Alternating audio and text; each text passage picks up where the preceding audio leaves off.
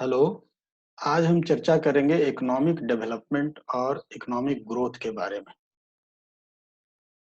आमजनों के लिए तो इकोनॉमिक डेवलपमेंट और इकोनॉमिक ग्रोथ एक ही चीज है, लेकिन ऐसा है नहीं।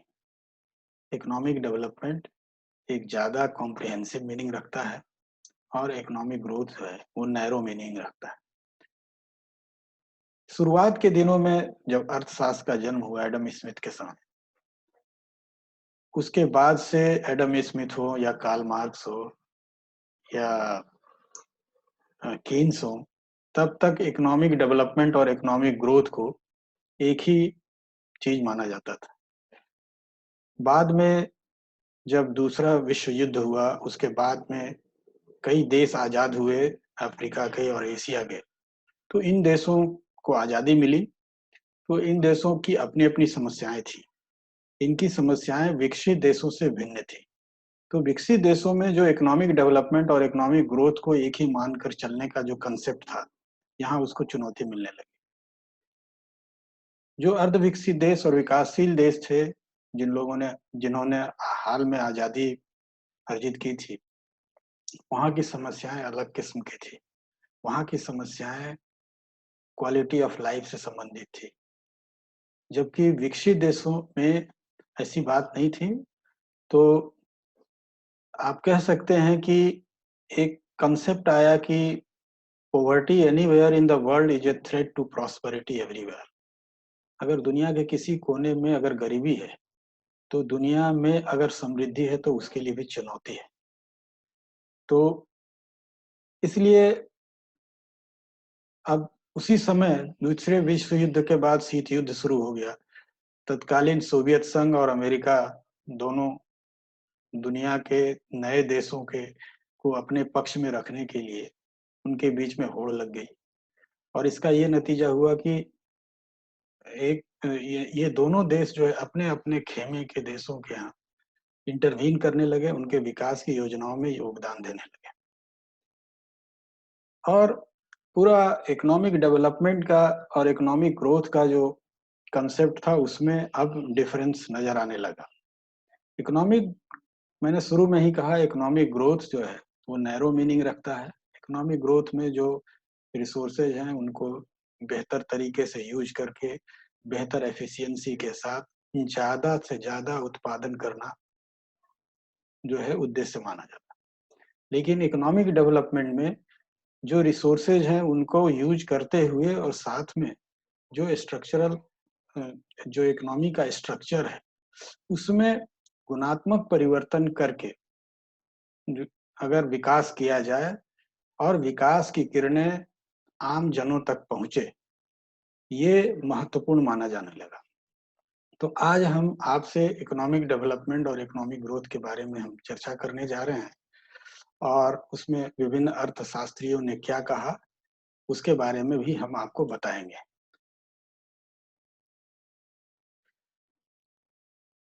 जैसा कि मैंने आपसे कहा कि इकोनॉमिक डेवलपमेंट जो है वो क्वालिटी और क्वांटिटी दोनों पर फोकस करता है। वहीं इकोनॉमिक ग्रोथ जो है केवल क्वांटिटेटिव चेंज यानी कि परिमाण, क्वांटिटी माने मात्रात्मक परिवर्तन की बात करता है। और वहीं इकोनॉमिक डेवलपमेंट, एक आर्थिक विकास जो है वो मात्रात्मक के साथ साथ गुणात्मक पहलुओं पर भी विचार करता है। इस संदर्भ में कई अर्थशास्त्रियों ने अपने विचार दिए हैं। जैसे एंगस मैडिसन एक प्रसिद्ध ब्रिटिश अर्थशास्त्री हैं। उनका कहना था कि raising of income level is generally called economic growth in rich countries and in poor ones it is called economic development. अगर आय के स्तर को ऊंचा किया जाए रिच कंट्री में तो वो इकोनॉमिक ग्रोथ हुआ, और यही पुअर कंट्री में अगर किया जाता है तो इकोनॉमिक डेवलपमेंट हुआ। ये एक चलताऊ अंतर है, और मेरे ख्याल से इतने कह देने मात्र से बात बनती नहीं।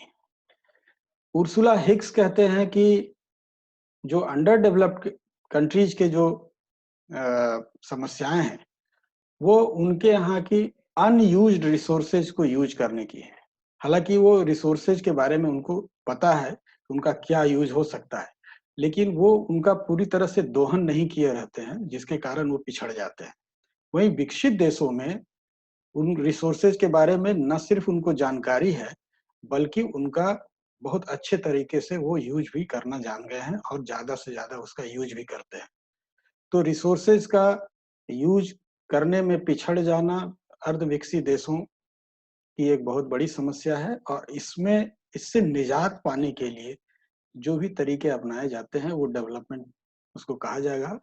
और वहीं विकसित देशों में जो रिसोर्सेज हैं उनको पहले से पता है, तो उसको यूज़ करते हुए और भी अपने ग्रोथ को बढ़ाना जो है वो इकोनॉमिक ग्रोथ हुआ। शुम्पीटर ने इन इकोनॉमिक ग्रोथ और इकोनॉमिक डेवलपमेंट के बीच बड़ा दिलचस्प अंतर रखा है। उनका कहना है कि development is a discontinuous and spontaneous change.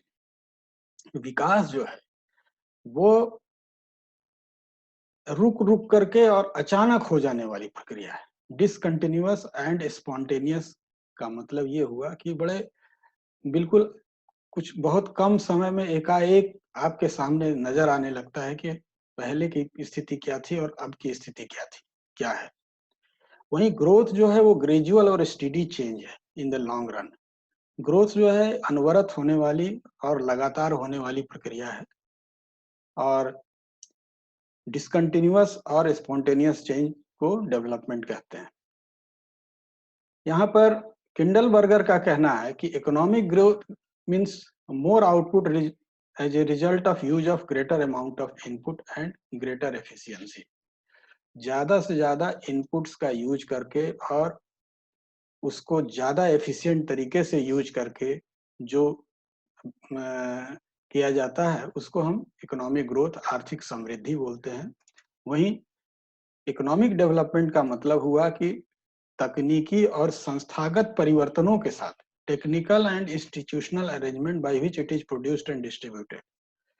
न सिर्फ हमको ज्यादा से ज्यादा उत्पादन करना है, एफिशिएंसी भी गेन करनी है और साथ-साथ जो अर्थव्यवस्था का जो अरेंजमेंट है, चाहे वो टेक्नोलॉजी से संबंधित हो, चाहे संस्थाओं से संबंधित हो, उसमें भी गुणात्मक परिवर्तन होना चाहिए। और ऐसी स्थिति को हम अगर ये होता है तो हम कहेंगे कि इकोनॉमिक डेवलपमेंट की प्रक्रिया है।